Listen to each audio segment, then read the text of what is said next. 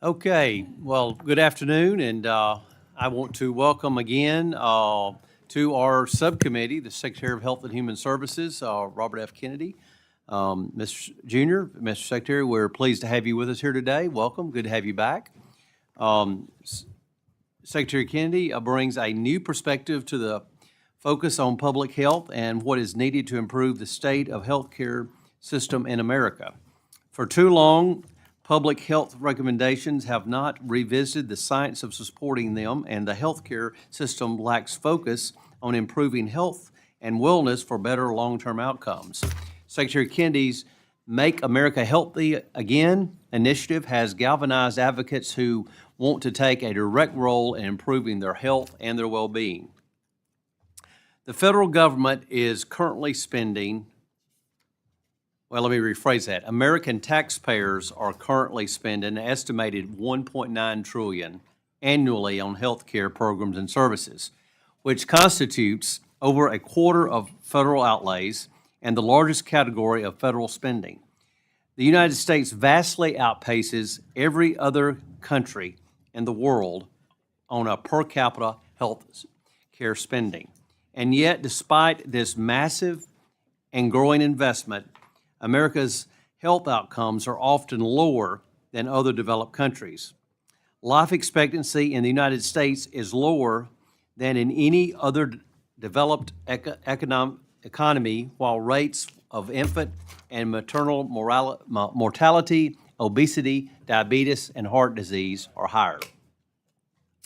That does not mean that targeted money spent on the right work isn't important.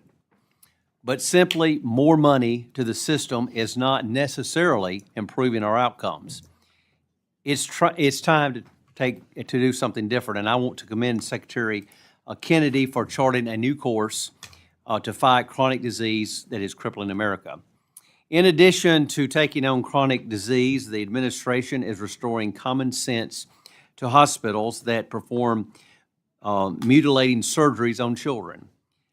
The Department of Health and Human Services has taken numerous actions to end the practice of sex change surgeries on minors in the healthcare system. These so-called treatments expose children to irreversible harm that will last their entire lifetime. Ending these practices is long overdue. Also, long overdue is enforcement of conscious rights protection by the Weldon Amendment, which for over 20 years has prohibited the discrimination of healthcare entities by state and local governments because they refuse to provide coverage for abortion. Prior secretaries have blatantly ignored the law in order to protect the far-left government, forcing their views on faith-based providers. Just last month, the Department of Health and Human Services announced an investigation into 13 states for violation of the Weldon Amendment. So thank you, Secretary Kennedy. Thank you for your agency standing up and doing the right thing. Another area that I want to see the administration focus more on is the status of rural health care. Hospital closures, maternity deserts, and limited access to general surgery abounds in much of the United States. Being from Alabama and being from a rural state, rural communities deserve better from their government. The One Big Beautiful Bill provided $50 billion for rural health care transformation, and I think discretionary investments into this space can complete this effort. Like with any other budget, the proposal puts forward by your agency seeks to balance objectives of fiscal stewardship while putting a priority on the most critical investments. Like last year, I doubt that we will be able to agree on areas for reduction. I'm a strong supporter of investments for NIH and believe extreme swings in funding supporting biomedical research are counterproductive. I respect that to fit the President's objective, you've had to make some hard decisions. And I look forward to working with you and the Director of NIH, Dr. Pottichera, to finding the right balance on spending on research to ensure that America's rightful place are at the forefront of scientific breakthroughs. So, Mr. Secretary, as I'm sure you've learned in your time in federal service, implementing reforms in Washington is not an easy task. The President has asked you to take on a very mighty challenge, and I look forward to your continued success in ways that we can work together to continue making America healthy again. And with that, I would like to recognize the ranking member, Ms. DeLauro, for any opening remarks that she might have. Thank you so much, Chairman Adderholt, for convening today's hearing on the Department of Health and Human Services proposed budget. Now, I want to say a thank you to Secretary Kennedy for taking the time to join us today and to hear his testimony and to be able to engage in a dialogue over our questions. Secretary Kennedy, you and I spoke on the phone recently about this, but let me just commend you on your recent efforts to reduce the amount of microplastics in American drinking water. We know there's a pervasive problem with these contaminants, and I applaud the department's efforts alongside the EPA to classify microplastics for the first time as water contaminants. Microplastics have been shown to cause damage to our respiratory system, increase our risk of heart attack and stroke, potentially lead to colon and lung cancer, along with a slew of other negative health efforts.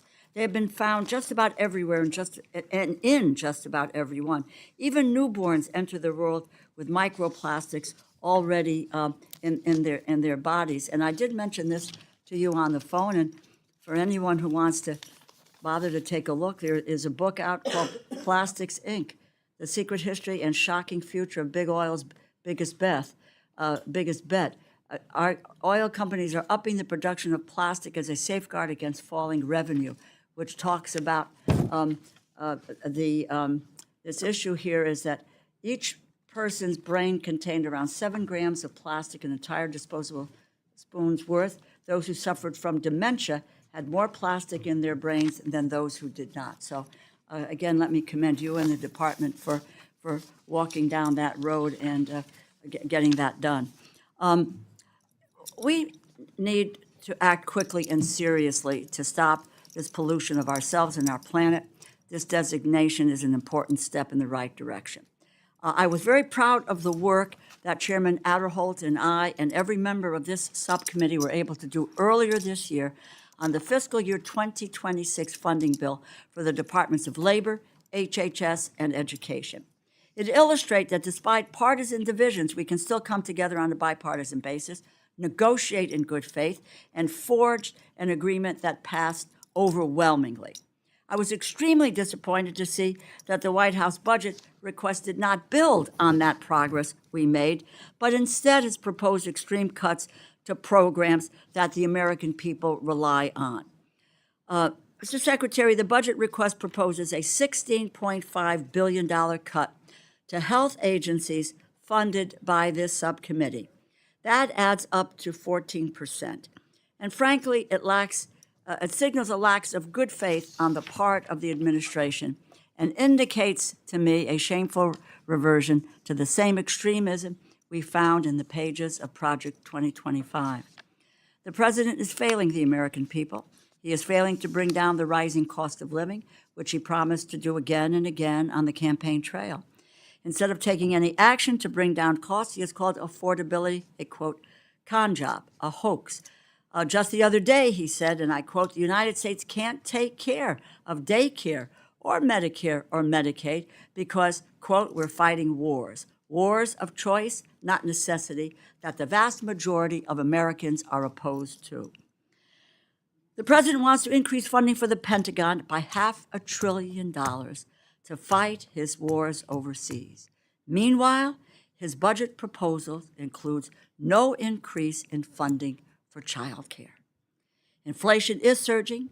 The cost of gas, groceries, everyday necessity is climbing day by day. And all of this administration has done is to start more wars, raise more tariffs, create more uncertainty, but no relief for the American people. The only thing this administration has managed to accomplish is cutting taxes for the wealthiest Americans and the largest corporations, paid for by defunding Medicaid and nutrition assistance by $1.2 trillion and pushing 15 million people off their health insurance. The consequences of these cuts will extend far beyond just Medicaid enrollees. They will raise the cost of coverage for everyone.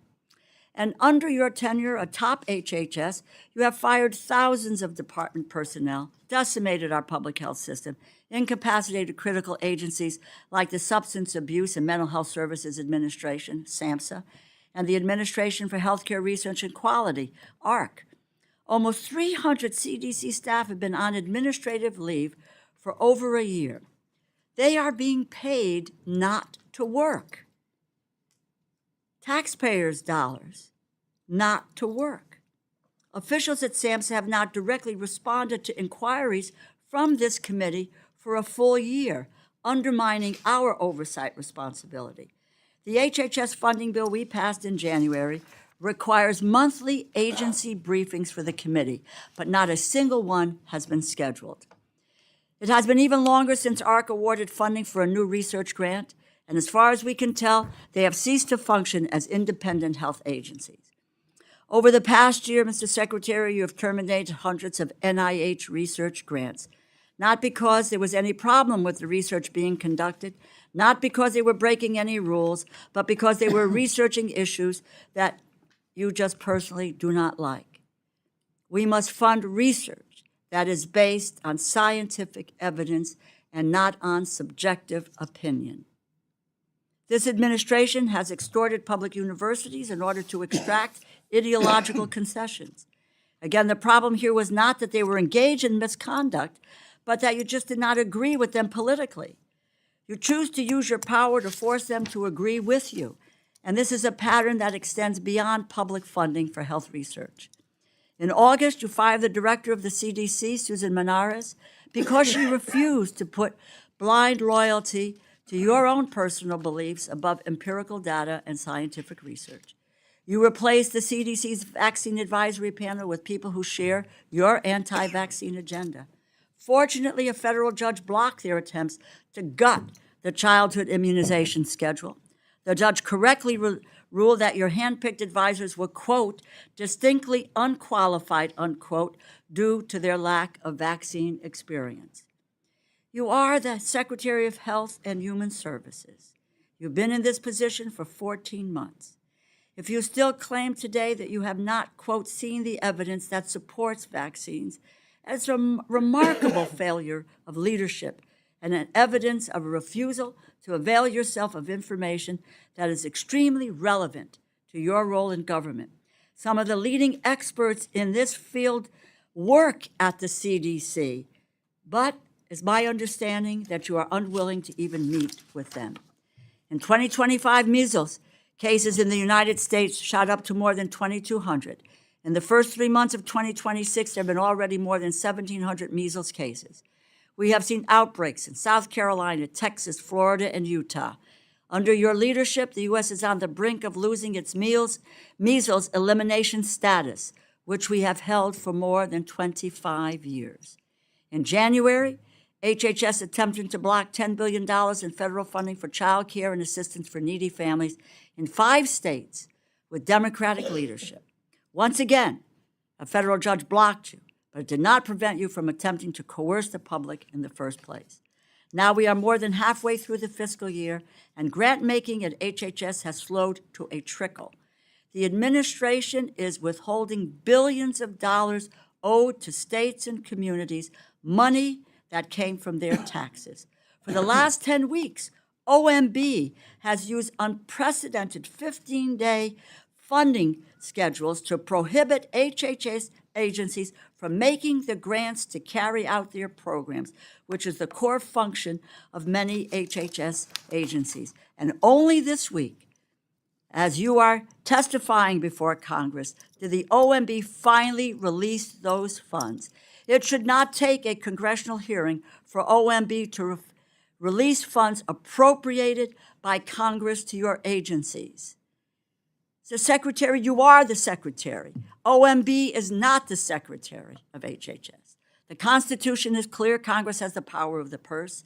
It is the executive branch's job to execute the laws we pass, not manipulate the process to advance a partisan agenda. The president's budget proposes to cut funding for NIH research by $6 billion. We are not going to do that. I just will tell you that right now. You propose cutting CDC funding by 30%. We are not going to do that.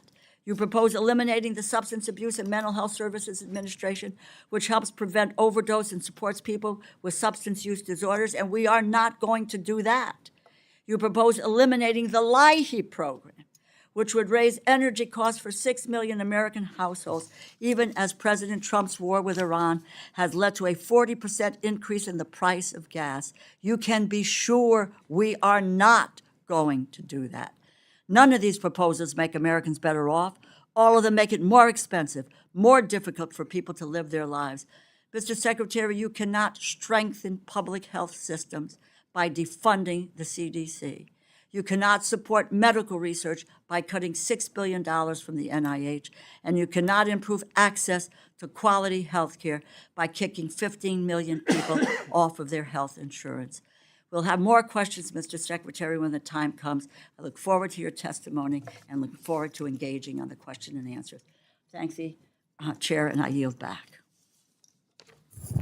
Thank you, Ranking Member. At this time, I'll recognize the Secretary for his comments.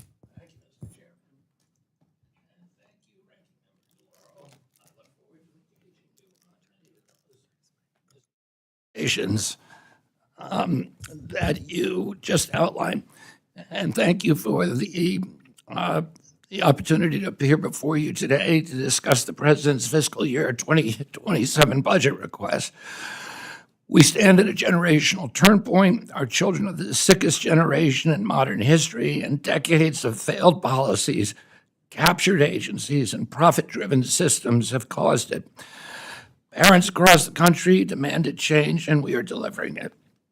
We are ending the era of federal policies that fueled the chronic disease epidemic and replacing them with policies that put the health of American people first. President Trump and I are challenging the status quo and the institutions that defend it as we work to make America healthy again. In just 15 months, HHS has delivered historic wins. We negotiated most favored nation drug prices with 16 of the largest pharmaceutical companies, so Americans no longer pay more than people in other wealthy countries for the same medications. We're bringing real transparency to healthcare pricing so patients know the cost before they receive it. I use the full convening power of the federal government to bring health insurance CEOs to the table to reform prior authorization. We're cutting red tape, speeding decisions, and demanding transparency. We're also cracking down on waste, fraud, and abuse. This year, HHS and USDA issued new dietary guidelines that put real whole food at the center of the American plate. We flipped the food pyramid upside down and sent a clear message to the American people: eat real food. HHS has also opened the door to partnerships with the industry, trade association, nonprofits, and advocacy organizations.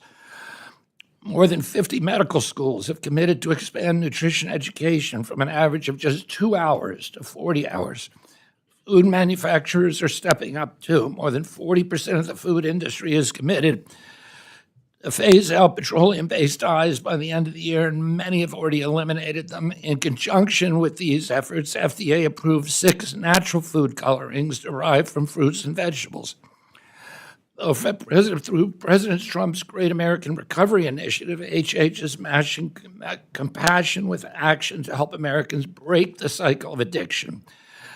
At HHS, we are prioritizing patients with ultra-rare diseases and their families and driving faster access to life-saving treatments. We're restoring gold standard science and integrity across the agency. We're protecting children from sex-rejecting procedures that expose them to irreversible harm. We are eliminating outdated and misleading warning labels on hormone therapies used to treat women during menopause. We're strengthening our oversight of organ procurement. We're implementing Operation Stork Speed to ensure the safety and quality of infant formula.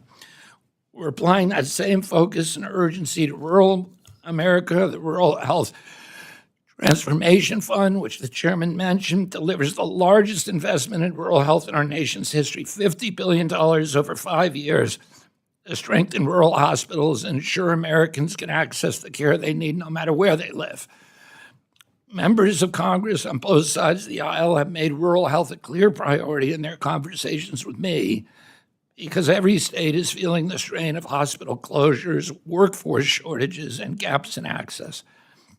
HHS announced more than $135 million investment this month to expand rural residency programs and nutrition services. The data is clear. When physicians train in rural communities, they're far more likely to stay and serve there. The president's budget puts all these priorities into action. It invests in prevention because preventing disease costs less and delivers better outcomes than treating it. As my uncle, President John F. Kennedy, said, progress is a nice word, but change is its motivator, and change has its enemies. We see those forces clearly: entrenched interests, defenders of a fallen status quo, and institutions that put profits ahead of the American people. That resistance underscores the urgency of this moment. We can reverse chronic disease, improve public health, and lower costs. And I stand ready to work with this committee and Congress to seize this opportunity to implement and codify lasting generational reform in American healthcare. For our country, for our children, and for the health of the American people, together we can make America healthy again. Thank you. Thank you, Mr. Secretary. And we appreciate, again, you being here today. I know you've had a long day and been on the Hill, so we thank you for spending time with us this afternoon. I want to mention the chemical abortion, mifepristone. It is, as you probably know, FDA has issued a black box warning. And I'm going to read what the warning says. Serious and sometimes fatal infections and bleeding occur very rarely following spontaneous surgical and medical abortions. Recent data shows that the rate of serious adverse events is closer to 1 in 10, or 10% of women who take the drug. However, at the same time, FDA does not currently require reporting serious non-fatal events. My question is, how can the department appropriately address the risk of chemical abortion drugs to the health and safety of women without the reporting of serious adverse events? Mr. Chairman, I regret that I can't talk about that issue because, as you know, it's under litigation in Louisiana, and I've been advised by the Office of General Counsel to not discuss it. Oh, so right now you don't have any about any reporting requirements or any changes right now? Is that are you? They've asked me not to discuss it because anything I say may have implications on the litigation. Yeah. Okay. Well, I do want to mention, and I understand that, but I do want to point out that modifications issued by FDA under the previous administration created a mail-in order abortion scheme that completely removed the in-person dispensing requirement. It requires no ultrasound, no gestational age confirmation, and no assessment of risk. The black box warning directs physicians to inform the patient about risk, such as severe pain or heavy bleeding, and advise them to bring the medication guide with them so a potential emergency room provider knows what they're undergoing for a medical abortion. And so, even though you can't speak to it according to your counsel, I do want to say that when you do have serious risk factors like ectopic pregnancies, that it's very difficult when you have no requirement there be any physical examination of a woman. And so we would clearly, this is an important issue for many members of Congress, and I would be remiss if I didn't take this opportunity to let you know that some strong feelings on behalf of members of Congress. Let me go to talk about a little bit rural health care, as you mentioned. Hospital leaders in my state of Alabama have documented for decades that Medicare hospital wage index is seriously flawed. that it is heavily distorted by exceptions, and it creates a self-perpetuating disadvantages for low-wage and rural states. And that results in, I know in Alabama alone, hospitals being paid substantially less for providing the same care. My question is, how is CMS evaluating whether the current wage index methodology accurately reflects true labor market costs today? Mr. Chairman, as you know, the Social Security Act makes it, requires any changes in the wage area index to be budget neutral. And so making changes in it is very complex because if you raise somebody's compensation, you're choosing to lower somebody else's compensation. And ultimately, this is it's a problem that is, as you say, helping to destroy rural hospitals. We've lost 120 rural hospitals since 2010, but it's something that we can't fix at HHS. We need Congress to intervene, and we are here to provide technical advice and to work with you to make sure that we get something that works. Yeah, well, like I say, in CMS and evaluating whether the current wage index methodology accurately reflects the true labor cost, I think that's something that should be looked into if they could look at the true labor cost, and then they could help Congress determine a statutory solution to it. So getting that information to Congress and how it is substantially different for rural areas and how that methodology doesn't really reflect the true market costs, I think is something that the department could take a look at. Do you agree? I'm happy to work with you and to bring Dr. Oz in to work with you on possibly developing that kind of study. Then that's what the request would be, is we want to, have the information so we can, where the information's laid out, so Congress, if it need to be, we can determine statutory solutions to it. And with that, I will now recognize the ranking member. Thank you, Mr. Chairman. I would just make this reference to you. This is a different tack on rural health. There's a $50 billion rural health fund. This article talks about is coming up short, and that will be a very detrimental effect on rural hospitals and their abilities to stay open. My time is limited, Mr. Secretary, so I'm going to ask a couple of quick yes or no questions to start. Tobacco is the leading cause of death and disease in the United States, killing 500,000 Americans every year. Do you think it's important to prevent youth from starting to use tobacco? Yes or no? Yes, I do. Okay. Do you think it's important to raise awareness about pregnancy-related complications that lead to women dying? Yes or no? Yes, I do. Okay. On April 1st, it marked 1 year that American taxpayers are paying nearly 300 CDC staff, including those who work on tobacco prevention, maternal mortality, and disability in health, which advises a program synonymous with the Kennedy Shriver name, Special Olympics, to be on administrative leave. For more than 1 year, public health experts are being paid not to work. Waste of taxpayer dollars, $38 million. You can bring these staff back from administrative leave, just as you brought back the CDC employees focused on occupational health. Can you commit to bringing back these experts from administrative leave and really end this wasting of taxpayers' funds?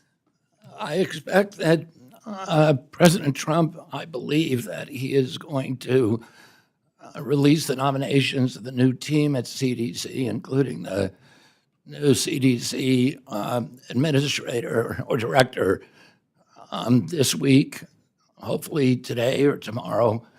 And that decision will be in their hands. Okay, but you could bring back, as you did, the folks with regard to a focus on occupational health. But from your point of view, can you bring these folks back that have been on administrative leave? These are people who were, your employees.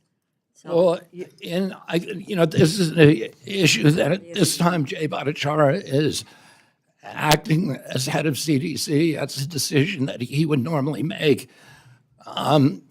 We lost a lot of employees at CDC, but So the answer is no, you won't bring them back. Thank you. Thank you. Okay. Let me, I actually have two other questions. I'm going to try to move as quickly as I can. On March 15th, the FDA recommended that Raw Farm voluntary recall its cheddar cheese made from raw milk linked to E. coli contamination. April 2nd, after 18 days, company finally initiated voluntary recall, but only, quote, under protest, according to the gentleman in charge, Aaron McAfee. 18 days, 18 days. 9 people sick and 3 hospitalizations, 1 case of serious kidney condition, more than half the cases involving children 3 or younger.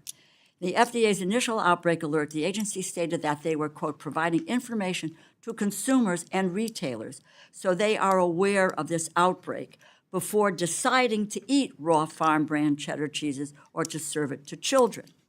Usually the alert says consumers, retailers, it's a quote, should not eat, sell, or serve, or consumers should check their homes for recalled products and throw those products away.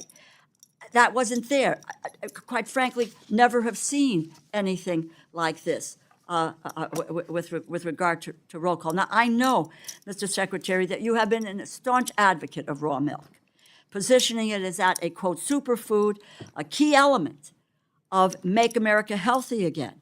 Talk about it reducing chronic disease. You describe the FDA's aggressive suppression, that's a quote, of natural unprocessed foods. You've said that you've drinking it yourself, despite federal health agencies' warning of safety risks. And you have said that you promised to end what you called the Food and Drug Administration's, quote, aggressive suppression of raw milk. You urged the CEO of Raw Farm to previously apply for an advisory role at the FDA to establish national standards for raw milk distribution, and you're a longtime promoter of raw milk and a customer of Raw Farm.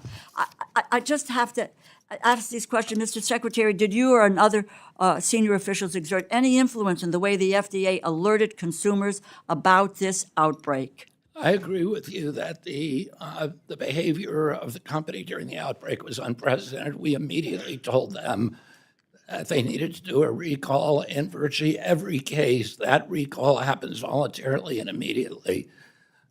But there was foot dragging they initially refused, and we put tremendous pressure on them and told them that we were doing a forcible recall, and finally they complied.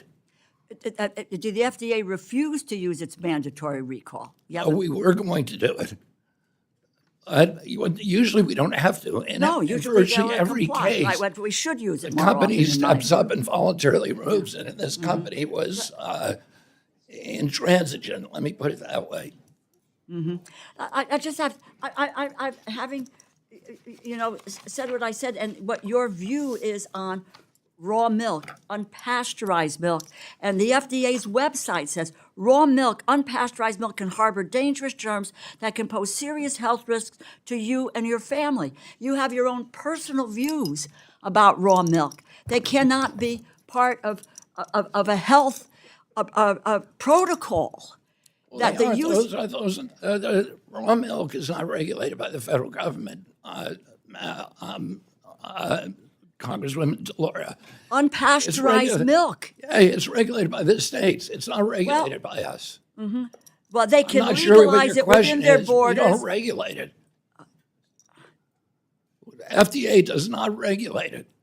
It's regulated by the It can't be states. circulated across Some states state allow lines. it, some states do not. It's up to the state. It's not up to us. Well, you are the head of the Health and Human Services. If raw milk has the ability to put 9 people into the hospital, serious kidney disease, more than half the cases involving children 3 years and younger, you are the Secretary of Health and Human Services.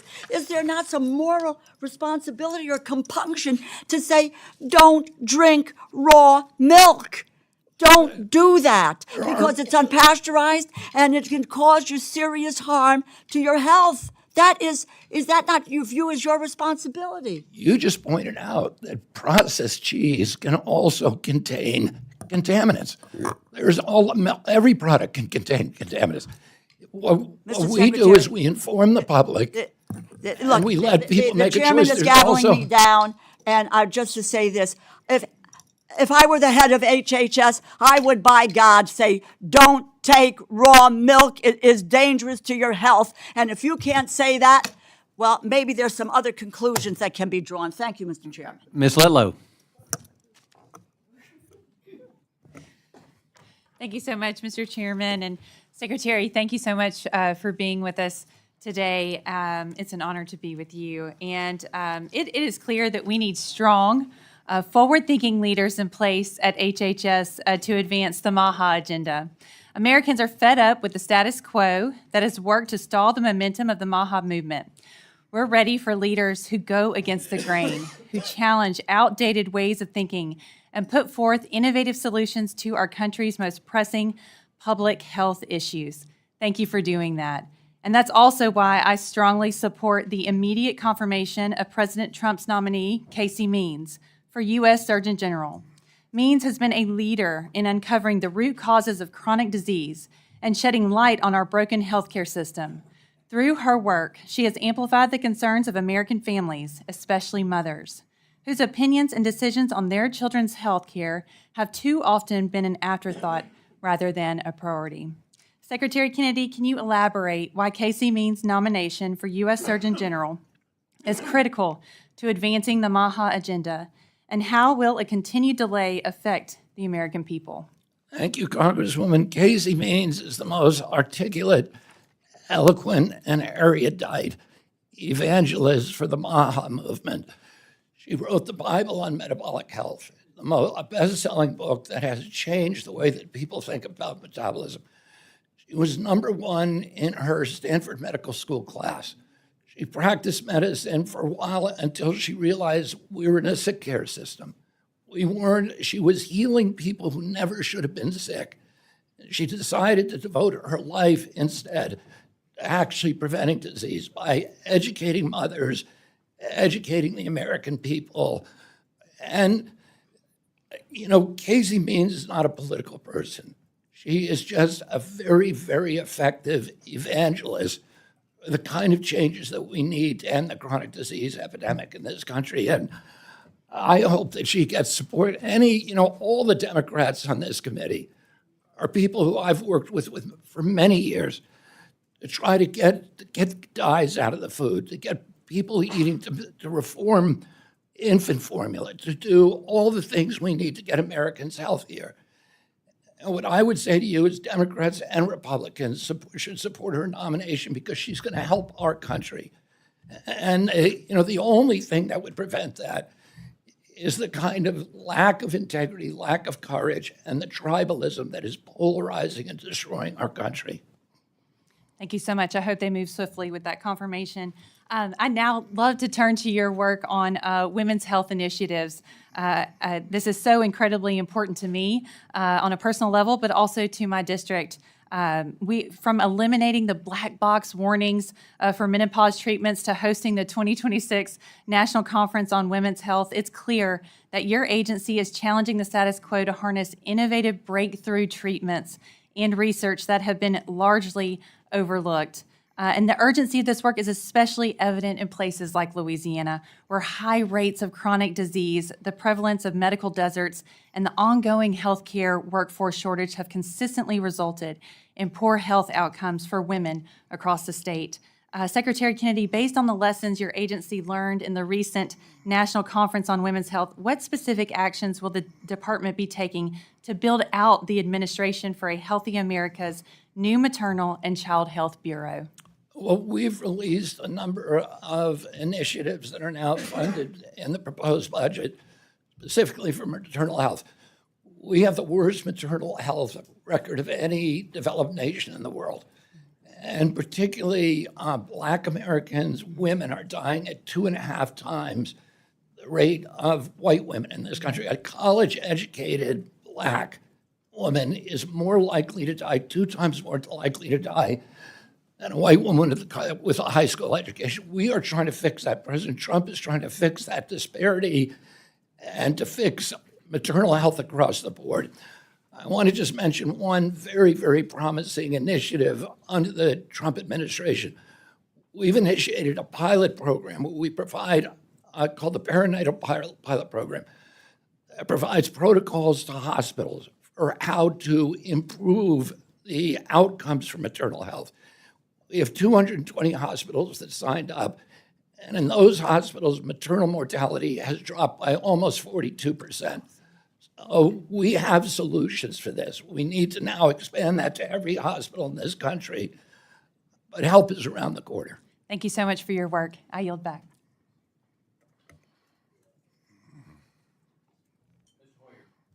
Thank you very much, Mr. Secretary. It's always good to see you.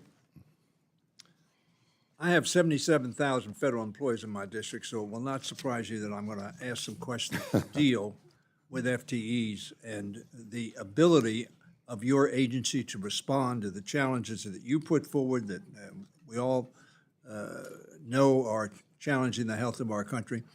But you need people with talent, with expertise, and with conviction to pursue solutions. So I'm going to ask you some questions. When we talked last year, I asked you about this, and you said to me that in talking about DOGE, personnel that should not have been cut were cut. I don't know whether you still believe that, but that's what you said last year. How many full-time employees do we have in HHS now, which includes? Last year, when I talked to you, there were 62,000 down from 82,000. We are now at 72,000, and we're hiring 12,000 new employees. We will have made up for all the employees that we lost. But we've replaced them with a better group of people who are actually going to address chronic health. Your judgment is that the other 20,000 that were reduced were not capable, were not motivated? It's not my judgment, it's the record. They presided over the biggest decline in health in the history of the world. We now have the sickest generation in history. We have the sickest population on the face of the earth. That is a failure of government. They weren't looking at chronic disease. They were focused on other things, and they did nothing to prevent the food dyes, the bad food, all of the things that are making us sick. It was their job to protect us, and they did not do it. They failed at their job, and if this was private industry, they would have all been fired.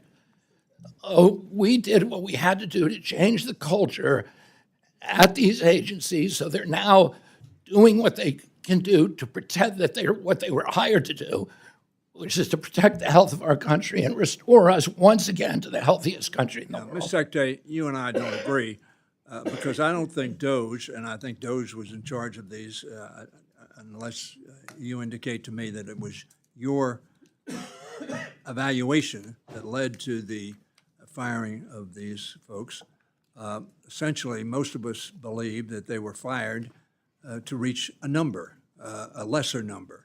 It is ironic that you've just told me we've reached back to that number because if you're telling me that DOGE and the people who resulted in the firing of those folks or forcing them to retire was made on the basis of ability and talent, I hear what you're saying about the result, but I don't think that's accurate. Well, first of all, Congressman Ware, I appreciate the dialogue that you and I are now having because my experience with talking to the Democrats on some of the other committees is they don't let me answer questions. And so I cannot tell you how deeply I am grateful for the chance to respond. During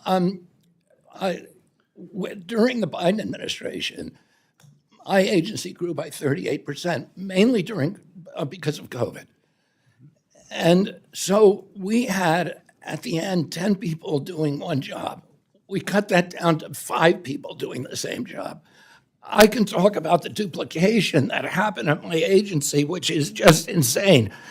9 offices for women health, 8 offices for minority health, 27 separate HIV programs, or 59 behavioral health. 40 opioid programs. We had 1,400 external affairs officers in 100 communications offices, 41 information officers, 40 procurement departments, dozens of IT departments, none of them talking to each other.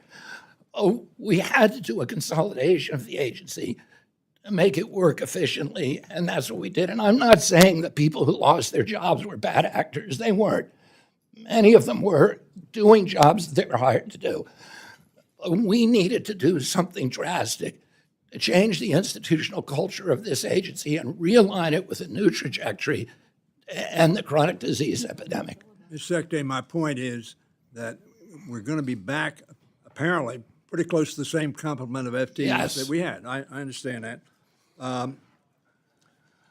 Now, how many of the replacements are political as opposed to career?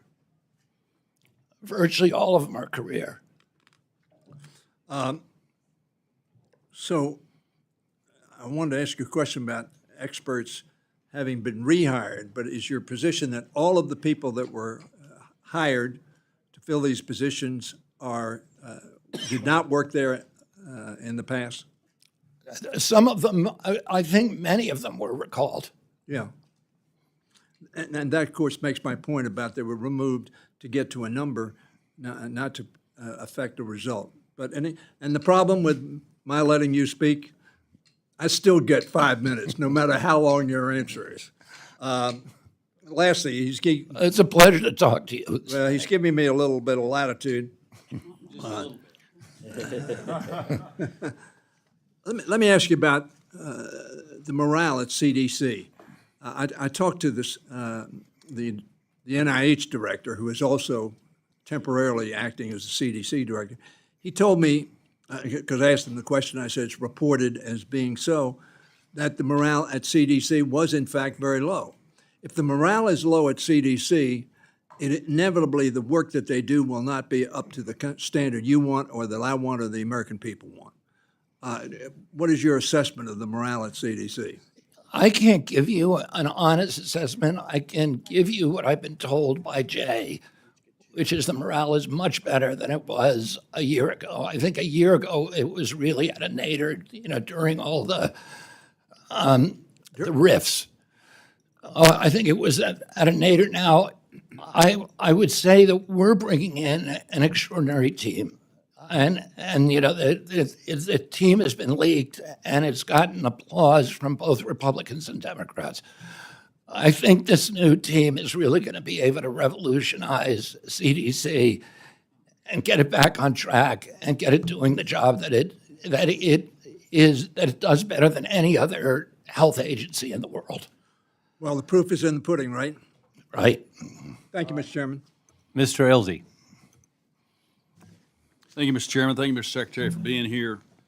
While as fun as that was to talk about, let's talk about anthrax, which I think is a lot more fun. The nation's most likely biological weapon, whose risk has substantially elevated with the widespread availability of AI tools and drones, it has the potential to kill hundreds of thousands of Americans in a single drone-disseminated attack. Despite these concerns, the previous administration planned to eliminate anthrax antitoxin countermeasures, cuts that may embolden adversaries to exploit these vulnerabilities. Does the president's budget ensure that the strategic national stockpile is able to fully meet its anthrax antitoxin requirements? Yes, it does. And, we're stocking the anthrax vaccine, but also antibiotics, which also cure anthrax. Okay. Something that, the Chinese, everything they do is a pattern of life. They want to find out everything about American life, and they want to use that in a military means. So Texas Governor Greg Abbott has directed state agencies and state-owned medical facilities to assess the potential cybersecurity risks associated with medical equipment manufactured in China. In addition, recent reporting has highlighted concerns regarding patient data security and patient safety risks associated with medical devices produced by Chinese-owned companies and used in the United States. How does the Department of Health and Human Services assess these emerging cybersecurity and data security risks? And what steps is the department taking to ensure the Americans' health data and healthcare systems are safeguarded? This is an issue that we pay a lot of attention to. We're working with ASPR, with BARDA, and CMS to reduce the use of Chinese products, not only medical devices, but also we're putting this year $325 million into reshoring APIs and pharmaceutical production in this country so that in future pandemics, we won't be reliant on a supply chain that China controls. Absolutely. How does your department plan to sustain the nation's medical countermeasure pipeline and preparedness posture against evolving CBRN threats, chemical, biological, radiological, and nuclear threats? As I said, ASPR and BARDA are funded in this round, and I feel very, very confident in John Knox and the team that we have there that they are on top of those issues. Okay, thank you. And on a personal note, I'd like to say that a couple weeks ago, I found myself in a foreign nation. TMZ wasn't there; they didn't find me. But I got the opportunity to have an infection in my leg. Probably too much information, but the point I'm trying to make is this: I got to go to a National Health Service hospital where nobody was kind, nobody was caring, and they gave me just enough sugar tablets to leave the hospital and not die. So I just want to say that coming back home and getting medical care, we still have the best medical care in the country. Nobody is denied service. You get exactly what you need, and I'm proud to be an American because of that. So thank you for the job that you're doing and the work that you're doing. And agreed on your assessment of the quality of healthcare in this country. It's the best. We have other problems. We have misaligned incentives, and we spend too much money. But if you're sick, there's no place you would want to be sick than in this country. Mr. Spokane. Thank you, Mr. Chairman. Thank you, Mr. Secretary. Last year when you came here, there's a number of things we agreed on to start it out with right away. And you even commented you wish that everyone had asked questions the way I did. And we had a specific request to talk to you about the 988 line and LGBT funding, and you said you'd be glad to have a follow-up conversation. We reached out to your office. Your scheduler got back to us, said they were throwing on Jordan Cox onto it. We followed up, and and you and I never had a conversation. And I just want to let you know I was very disappointed because that's something that you had promised to do. We should have had that conversation. And if we can't have a conversation, it's not ideological, then that's a problem and a disconnect that we've got to figure out for the future. I apologize for that. Before I leave today, I'm going to give you Ken Callahan's number. And if you can't reach me, you reach him and he will get me. So I don't know how that happened. It should not have happened. I I'll share return this with calls you from so you have Congress it. all the time, so I apologize for that. No problem. I would say I think I really have a lot of issues. We're done. I agree with you. I accept your apology. No worries. In the ranking member's opening comments, she mentioned a lot of the funding that we've seen that has not gotten out of your agency that has been approved by Congress. Do you believe it's the responsibility of the HHS secretary to expend funds that Congress has appropriated in a Yes, I timely do. manner? Okay. I just hope that, we can follow up maybe on that issue because I've had 3 groups this week came in with funds that have not been released going back 2 years from the agency. And because of that, at some point where we sit on this dais might change a little bit.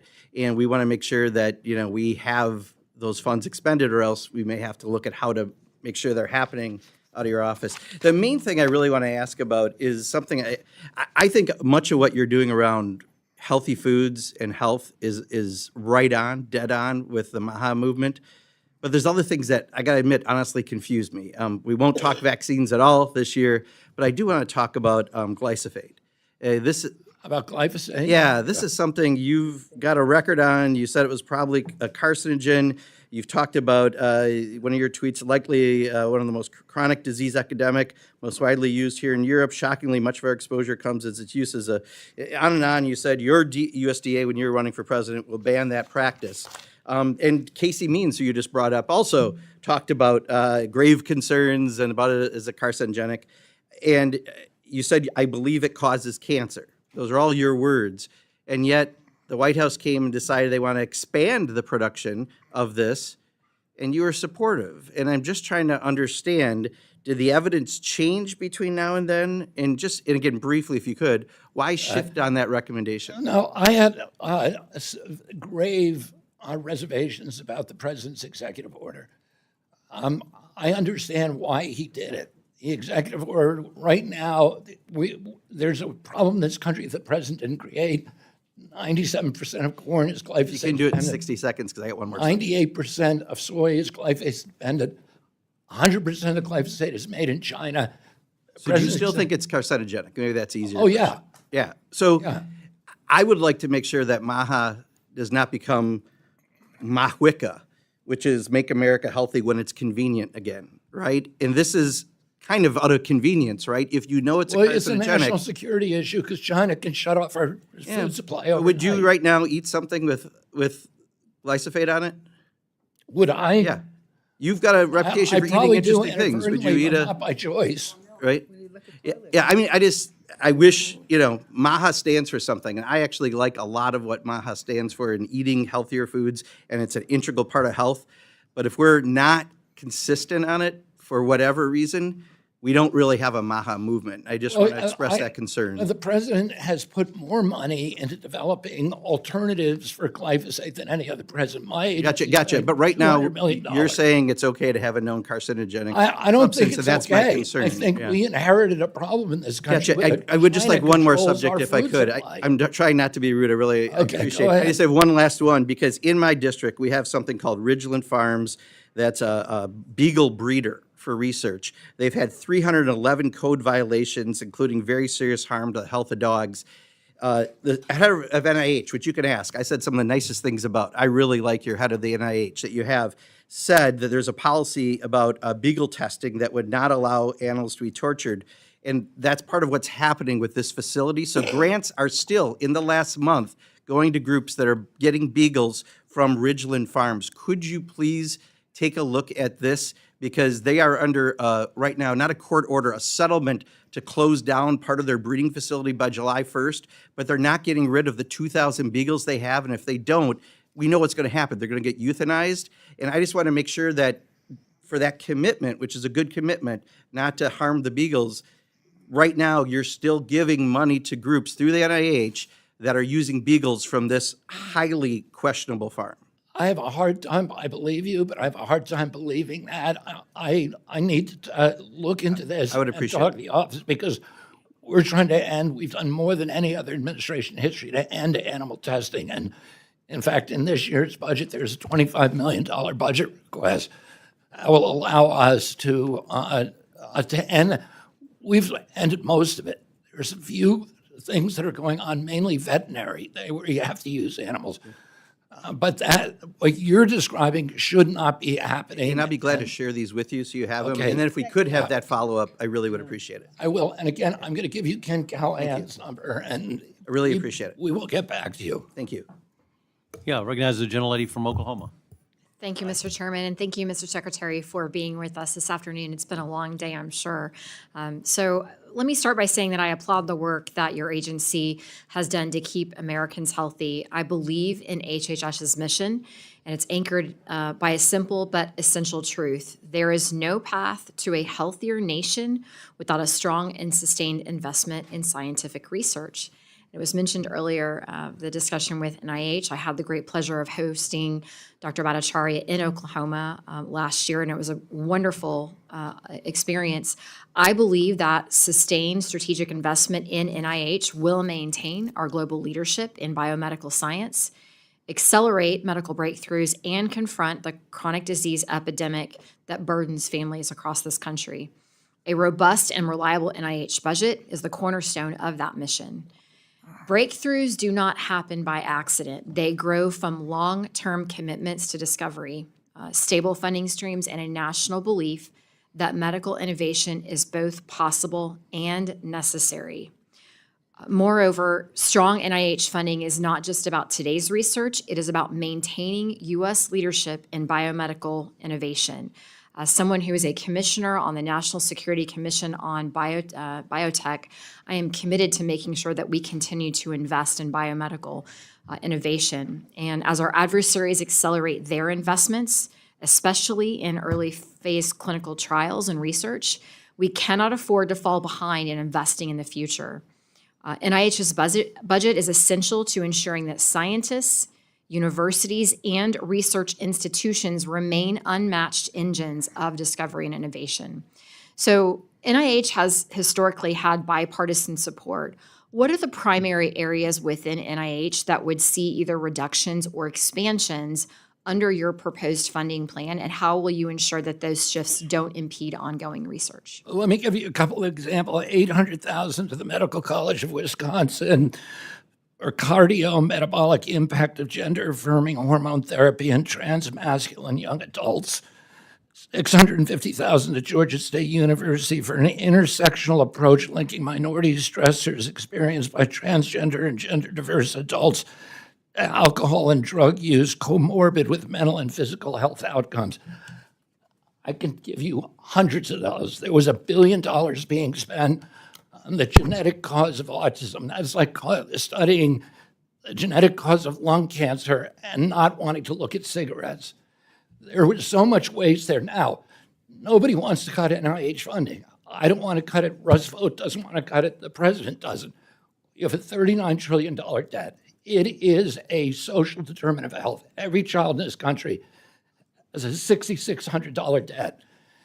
And that before they make a single health care claim.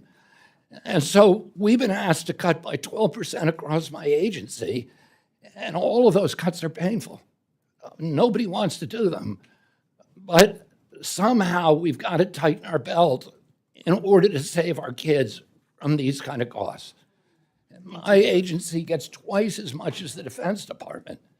We're spending a lot on healthcare, but we're also recalibrating NIH spending, so $30 billion of it is going to chronic disease, which they've never studied before. We're going to find out what the causes are, what the etiology is, and how to eliminate those exposures. Thank you.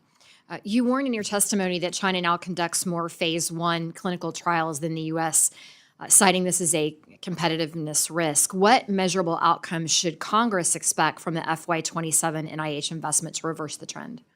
Can you repeat the first sentence? Sure.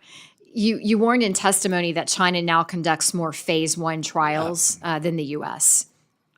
What can Congress do to expect? What can Congress expect from the FY27 NIH investment that will reverse this trend? I mean, we're already doing, we are accelerating drug approvals like it never happened before. We're also doing more surprise inspections in China because they're using unethical practices to steal our IP, to steal our best scientists, to steal our doctors. This year, China approved more or produced more drugs that were licensed than the United States, almost half of them in the world. They've gone from 3% of clinical trials to about almost 40%. Oh, they are eating our lunch, and we are responding. You know, Arnie McCary just approved 2 new drugs, oncology drugs, one in 55 days and one in 44 days, the fastest in history. So we are accelerating approvals, accelerating the times from conception to commercial use, and in order to bring that to make us competitive with China and Australia, by the way. We're also investing $325 million in reshoring pharmaceuticals, and we have a great American plan which requires that puts first in line drugs that were researched in the United States. So we are doing everything we can to restore the advantage the United States have and keep America number one in medical research. Thank you, Mr. Secretary. I appreciate the answer, and my time has expired. I yield back. Ms. Frankel. Good afternoon. Thank you for being here. So you mentioned to Mr. Pocan that you agreed that when Congress appropriates money, that money should be released. So I want to talk to you about Gavi. Gavi is an organization that procures vaccines for use in developing countries, mainly in Africa, to help prevent deadly diseases, including malaria, measles, Ebola, yellow fever. Since 2000, Gavi has helped prevent nearly 20 million deaths, mostly children, and stopping deadly diseases before they spread. It's one of the most effective tools we've had to prevent outbreaks from reaching our shores. Now, Congress, in a different subcommittee, but with the full budget, we appropriated $300 million to Gavi, both in F-25 and F-26. None of this funding has been released, and we have told, the State Department has told us they're waiting for your approval at HHS to obligate these funds, and that you are holding up based on unproven anti-vaccine beliefs. So I want to just say this. I'm going to get into an argument with you, but these funds must be released immediately. It was a bipartisan appropriation, and we're trying to keep people alive and keep people healthy. That's number one. Number two, I want to go to a little different subject, which is Medicaid. In Florida, we have 4 million people on Medicaid. Half of them are children. And right now, Florida's hospitals receive standard Medicaid reimbursements at only 50% of the care. To close this gap, Florida uses the State-Directed Payment Program, which is a federal program, to secure additional federal funding for the hospitals. And they're providing essential services to our low-income populations. Florida is one of 3 states. We're one of 3 states whose state-directed payment programs have not been approved by CMS. And without approval, Florida is facing a $4.5 billion annual federal funding shortfall. This is not just a budget issue. It's an access to care issue. It's going to hospitals. Some will go out of service. Some will cut services. We are going to lose thousands of healthcare jobs, and patients are going to get sicker.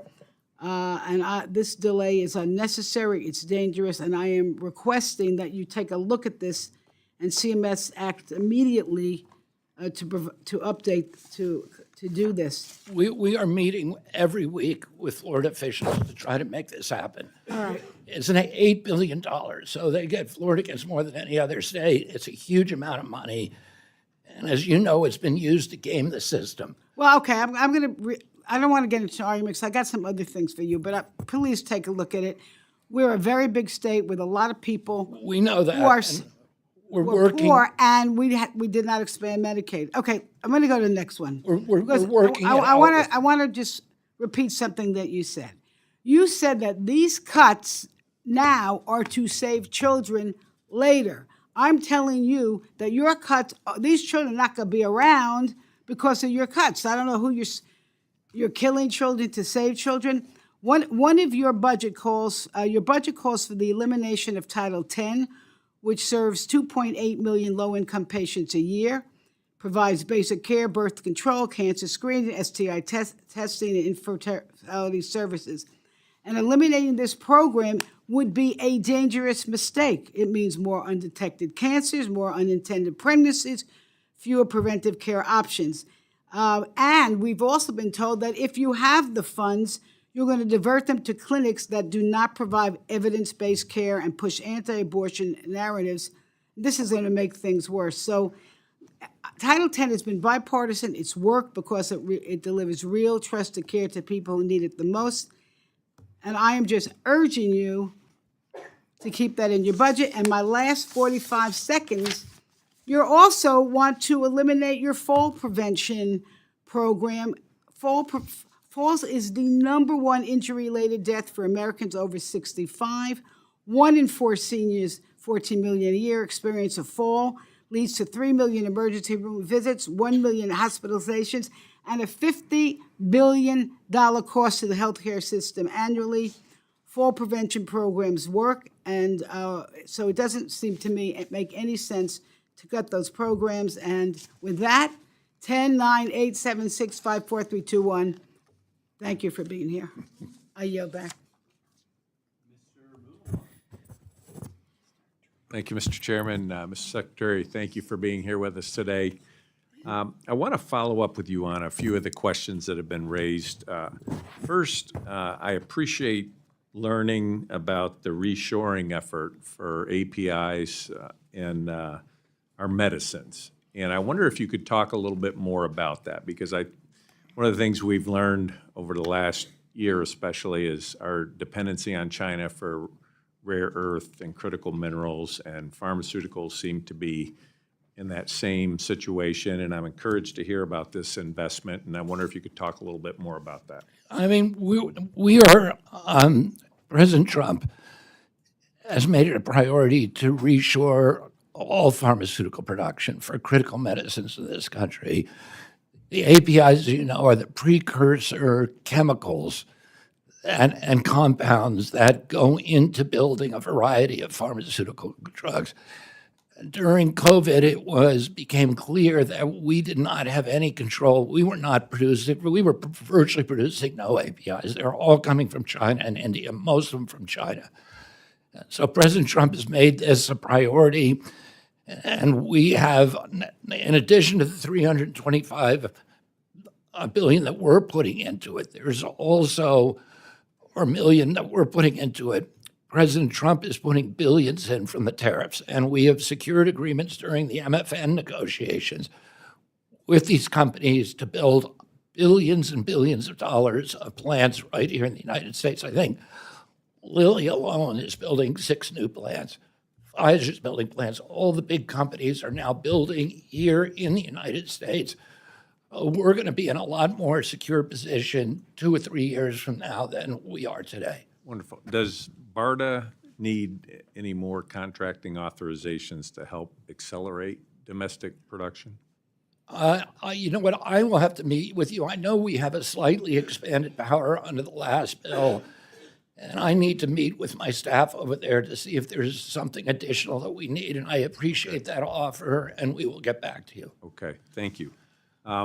Also wanted to follow up with you on some of the unethical practices used by China, because one of the concerns with their clinical data is sometimes it may be linked to forced labor or other human rights abuses. Is there anything HHS can do about those kinds of? Well, yeah, before we came in, there were no surprise inspections, and now we're doing that, and we're doing a lot of them. We're doing surprise inspections over there to make sure that they have their IND, to make sure that they have their IRB approvals, and to make sure that they're conducting this ethically, that they're not, going to minority groups and forcing them to participate in studies where they have no choice over. And that's something that we've seen there in the past. Thank you. Rural providers increasingly vulnerable to cyber attacks that can disrupt care and compromise patient data.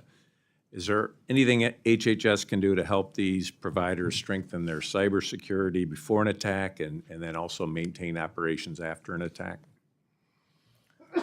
Well, the rural health, I think that there's 2 things. I can't answer that with the specificity that you deserve. I can say the Rural Health Transformation Fund has a lot of the states have chosen to spend that money on AI and telemedicine, and that has to be very, very heavily armored against cyber attacks. Otherwise, you can get patient information. We have at HHS now the best team in its history for cybersecurity, and we've been able to recruit the top names in Silicon Valley who are now working in the agency to armor, to fortify our biosecurity capacity, and it's something that is a huge priority for us. As we move to AI, and they can crack passcodes, and there's a lot of scary things happening and we don't want people stealing patient information. And then just one final thing on the glyphosate. I represent a district that's rural, strong agricultural. You got corn, beans, sugar beets, all benefit from glyphosate. And I think it's important when we talk about some of these products about carcinogenic, it certainly depends on, the content and it's not just sort of a one-size-fits-all. And I appreciate the fact that you recognize our dependency on China with that. And as we look for alternatives that may be better fitted, that it's not a knee-jerk reaction on that. So thank you. And I think, there's now very, very promising technology to replace intensive pesticide use, particularly in sugar beet fields, less so with corn and soy, but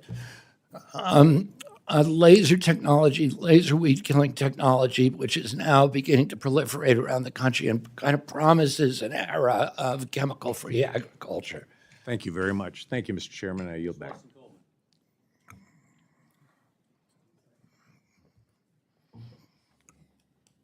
Good afternoon, Mr. Secretary. I want to ask you a question about who were you citing when you said that we have the biggest decline in health and that this is the sickest generation of children? Where does that information come from? I've not read that. Well, I don't think there's anybody who's associated with public health who doesn't know that. I mean, CDC, in fact, said the reason that we had the highest death rate during COVID of any country in the world, we had more Americans, 3,000 per million population, huge, 10 times what they had in Europe, was because we have the highest chronic disease burden of any country in the world. America has higher diabetes, higher obesity, higher heart disease, higher cancer, less lifespan, more fertility issues than any other country, autoimmune disease, neurological disease. If We there lead is the- we- any kind of a report, any Oh, kind of research, there I would just love to read it for myself. I would say there's Okay. hundreds of reports, and we're happy to provide I them. would, thank you. When we met last year, we talked a little bit about LIHEAP. And you told us that you did understand that it had a life-saving importance. And so, however, we look at this and we look at the budget, and once again, it proposes the elimination of this program, which has helped more than 240,000 households in my state of New Jersey alone. Families are already facing extreme weather and rising energy prices, especially with the threat of all these AI data centers, et cetera, and the costs that are associated with them. You also claimed the administration's energy policies would lower utility bills and that LIHEAP would merely subsidize the oil industry. But according to the Joint Economic Committee minority analysis, households in New Jersey are paying 17% more for electricity than they were a year ago. And so for many families, this means $260 in addition to every other aspect of their cost of living has increased. How does cutting the assistance that helps these working families afford their utility billings align with making America healthy again? And what do you have to say about saying last year how important you thought this was and the fact that it doesn't exist in this budget? Yeah, I mean, I understand the importance of LIHEAP to communities. My brother Joe was the biggest provider of low-cost home heating oil to families across New England, and I have had people come up to me for years saying, your brother saved my life. I go on the Indian reservations today, and people tell me that people will die on the reservations. I'm well aware. Oh, I'm aware of it. I'm aware of your brother's work in this area. I'm and interested in you know, you in this position. There are issues with LIHEAP. The IG report that came out in February showed a lot of corruption in LIHEAP. And there's a lot of duplication in the states. But I want to say this. You gave me money this year for LIHEAP, and I spent that money, 90% of it, and We're going to working get with. money again this year, but this is not a question. If you give me the money, I'm going to spend We it. should not have to have this discussion about something that's so obviously important to the well-being of vulnerable communities, low-income communities, and minority communities. I want to go to the issue of minority health. Black women die from childbirth complications a higher rate in this country than any other high-income country. The rate of colorectal cancer is 20% higher among Black men and 14% higher among Black women compared to white women. According to the CDC in 2023, the average life expectancy for Black Americans was 74 years compared to 78.4 years for all other races.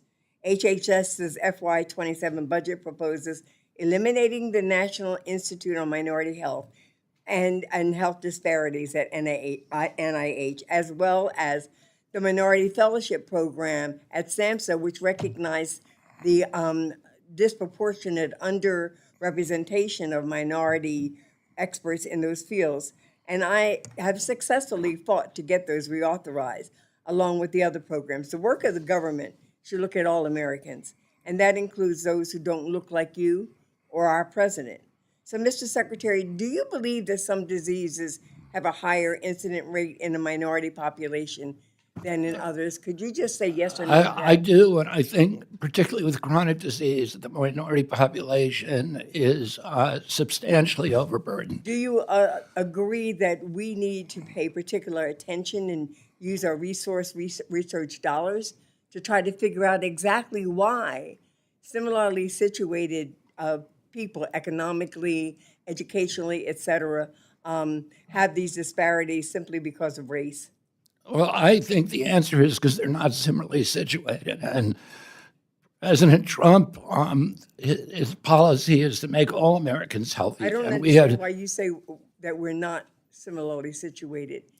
Well, because- In what regard are we not similarly? minorities are more likely to live in food deserts. They're more likely to live in neighborhoods That's with exactly why I said to you so they're that not the similarly disparity situated. exists even when there is an equity in education, equity in income,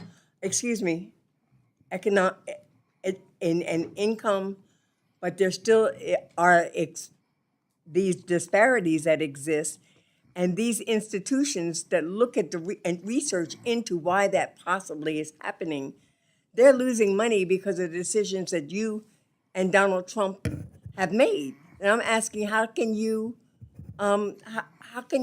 believe that that's the right thing to do? President Trump wants to focus on all Americans, get us all healthier again. Thank you, sir. Mr. Clyde. Thank you, Mr. Chairman. And thank you, Secretary Kennedy, for appearing before the subcommittee today. First, before discussing HHS funding, I want to thank you for your work, restoring accountability and protecting personal freedoms in healthcare.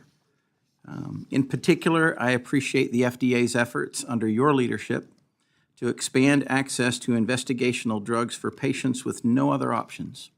Your personal work in the approval of amitriptyline, now known as Forzinity, has been a lifeline for one of my constituents. She was a 5-year-old little girl. Her name was Hope. And she now has hope because she battles a rare mitochondrial disease. This was meaningful. This approval by the FDA of this drug was not only meaningful for Hope, but for countless other Americans living with debilitating mitochondrial diseases. So I want to tell you from the bottom of my heart, face to face, thank you. You have done great work for my district. Thank you very much. You're welcome.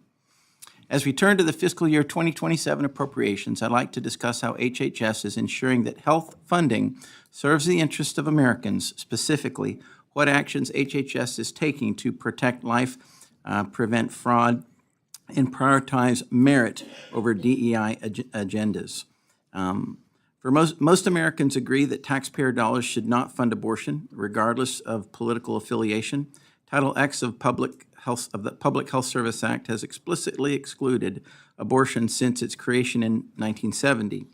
Yet previous administrations allowed large abortion providers to receive Title X grants without meaningful separation between family planning and abortion services. During President Trump's first term, the Protect Life rule enforced congressional intent by requiring that Title X providers maintain this separation, comply with abuse reporting laws, and prohibit abortion referrals, a rule that was later rescinded by the Biden administration. So does HHS plan to issue a new Protect Life rule to protect the integrity of the Title X funding going forward? Is that something that's in the docket for you guys? We are about to issue new NOFOs, and I think you'll be very happy with them. Okay, all right, great. Given last month's announcement that HHS is unfreezing the funds that were previously frozen for this, what assurances can you provide that taxpayer dollars are not subsidizing abortion or abortion referrals through Title X? Well, it's illegal, and we take our responsibilities in terms of monitoring grants to make sure that that doesn't happen. Okay. I also would add that at NIH, we have now banned fetal stem cells funding from NIH for external researchers, and we banned the use also of fetal tissue. Well, thank you. So now on the subject of welfare fraud in Minnesota, as we work to restore accountability and ensure taxpayer dollars are used as intended, I want to highlight the billion-dollar child care fraud scheme that was documented in Minnesota, linked to Somali networks. This scandal reveals how gaps in oversight can be exploited. That being said, what specific steps is HHS taking to strengthen oversight of the block grant programs like the child care and development blocks, and how can Congress support additional efforts to hold these criminal actors accountable? Yeah, I mean, I want to say this. In the autism program there, we expected to pay about, this is for, ADA care for autism. We expected to pay $7 million a year, and we were paying $200 million a year. Oh. That was stolen money. And we have impounded now $349 million from the state of Minnesota. This is money that has already been paid to the providers. We are holding our reimbursement until they can show us receipts. And that's what we will do in the future. We also have changed our payment methodology. On the Biden administration, they implemented rules that required us to pay claims even when we knew they were fraudulent. It was called a pay and chase system. Mm-hmm. And then we were supposed to go and claw them back. And of course, that never happened. Right. So now we have a catch and stop system where we look at it before it goes out. We have AI now monitoring all of the grants, looking for fraud, flagging fraudulent cases for us, potentially fraudulent cases, have human review, and we stop them before they go out the door. We've already saved $2.1 billion just in the last few months that would have been stolen from us. Well, thank you very much. My time has expired, but I just want to say appreciate you taking good care of taxpayer dollars in that regard and eliminating the waste, fraud, and abuse. And I yield back, Mr. Chairman. Mr. Harder. Thank you, Mr. Chairman. Mr. Secretary, as you know, mercury exposure can have significant harmful effects on kids, including permanent cognitive deficits, lowered IQ, poor memory, language delays. During your career as an environmental lawyer, you brought lawsuits targeting coal-burning utilities, specifically over their mercury emissions. When President Trump tried to roll back mercury wastewater rule during his first term, you went to the EPA's own public hearing to fight it, warning that allowing more power plant pollution into waterways would poison people through mercury-contaminated fish, a problem you said you experienced personally. You said at the time, and I'm quoting you directly, "It's really troublesome for those of us who will suffer from your irresponsibility." Given your long history of advocacy on this issue, do you still believe, as you've argued for decades, that mercury emissions from coal plants harm kids? I do. Terrific. In February of this year, the Trump administration finalized the repeal of the mercury and air toxic standards. As a result, coal-burning power plants are now allowed to emit more than twice as much mercury as they were before. Just last week, the Trump administration proposed to weaken a rule that monitors and protects groundwater from coal ash, a waste product that contains heavy metals like mercury and lead. How are these actions consistent with your agenda to make our children healthy again? Those are actions that are not taken by my agency, and I am not familiar with exactly what's happening at EPA, so I would have to ask Lee Zeldin about that. This has been a major news story. You're the Secretary of Health and Human Services. You made a career out of fighting mercury pollution. Are you telling me that you don't have an opinion about this mercury rule? Well, I don't think any mercury is good, and that's one of the reasons we're holding up the Gavi grants, because they're giving mercury vaccines that are banned in Europe and the United States. Mr. Secretary, I want to 161 million stay kids focused in on this Africa. mercury rule. This is your administration making this decision. Are you critical of it? Why have you stayed silent on this? You should call Lee Zeldin here and ask him about those. That's not in my, I have a $2.3 trillion agency. I've got Secretary, you had in your testimony, you wrote an Well, entire report. I was not part of the hearings. I was not part of that decision. I'm not going to comment on it because I don't know anything about it. It sounds like pretty convenient amnesia to me, because you wrote a report where you talked about the damage of toxic air and water listen, pollution. mercury is absolutely, it's the most powerful neurotoxin that we know of in the universe. So why are you working for an administration that is doubling the amount of mercury pollution in our air and water? I am running HHS and I'm ending the chronic disease epidemic, I think it sounds like which an is awful what lot. President Trump wants. And I'm not going to comment on that because I don't know anything about it. Well, I think that's very convenient for you, and it shows a significant degree of cowardice. It's not just mercury.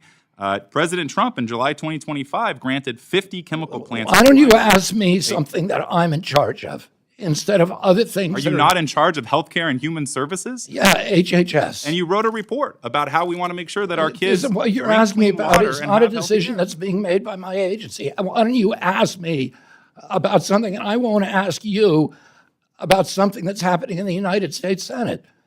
Sir, I'm happy to talk about what's going on in the United States Senate. I'd be happy to talk about the damages that mercury pollution did. I think it's pretty I'm disturbing. telling you what I know, which is mercury is a toxin. We should be minimizing the exposures to that in the environment. I don't know anything about the particular. Running this agency is a big job, and it's pretty consuming. Well, So I don't get into what the other agencies are doing. I think this sounds like a pretty simple story to Why me. don't you ask me something that's happening in my agency? I think Why if don't you your ask goal- me about a decision that I've made? You wrote a report. You wrote a report talking about what we need to do to make our kids healthy. I've admitted it. You're talking in circles. I've said, I think it's pretty disturbing to me that you don't want to talk about a doubling of I mercury don't want to talk pollution. about. You've spent a career about this. I don't want to talk about a regulation or a policy that I don't know anything about. Well, I hope you learn about it, because this is a big deal, and you spent your entire career advocating to lower mercury pollution, which I think is really admirable. Let me in this just say, I think administration. y'all are talking over each other. You definitely, the Secretary has acknowledged he has some issues about that, but obviously he cannot speak to the EPA, so y'all are both really agreeing but won't agree. So, Well, so- let me close, Mr. Yeah, Chair. but we did that in partner because we run ARPA. So that, for me, was a decision that I had something to do with. I don't have anything, and I can tell you this. President Trump, when he gave me this job, he made a condition precedent, and he was very open about it. He said, I want you to stay away from energy policy. And I agreed to do that. So I don't comment on energy policy. I comment and work. I've got enough to do in my agency to This make isn't an energy Americans issue, healthy sir. again. This is a healthcare issue. And just in closing, I think this sounds like a pretty simple story to me. An administration that took $219 million from the oil and gas industry in 2024, and in exchange, doubled the amount of mercury pollution in our air and water. And so what I don't understand is how you can spend your entire career talking about this issue, and then the first minute that you get power to do something about it, you take off the mask and become an apologist for an administration that is increasing That's mercury just more a than total any other in history. mischaracterization. I'm shocked that you'd come to this meeting and not have a single question to ask me about my agency. I had plenty of questions, sir. Well, go ahead. Whether and you want to ask them, answer 'cause them. all I right, can we're ask good. Time has expired, Mr. Moore. Thank you, Mr. Chairman, and thank you, Secretary Kennedy, for being here. Thank you for all of your hard work. As a side note, I would applaud, being from the state of West Virginia, what the administration's done as it relates to the coal industry. And we heard some numbers cited in terms of life expectancy in certain communities. I can tell you, in my state, life expectancy is like 71 years. I mean, it's the lowest in the country. And part of that is obviously we live in food deserts, right? That point that you made earlier is just that. And part of the reason we live in food deserts is because we had 20 years of Democratic elected officials shutting down our coal industry against our United Mine Workers, our great United Mine Workers, unionized guys losing their jobs. But anyway, I guess we don't care about the unions. So, Ms. Secretary, thank you very much, though, for your decisive leadership you brought to the Department of Health and Human Services. And I commend you on the work on advancing to make America healthy again in the agenda, particularly the MAHA Commission to confront the root causes of chronic disease, taking bold action on infant formula safety through Operation Stork Speed, and fighting to finally deliver fair, most favored nation prescription drug pricing for Americans.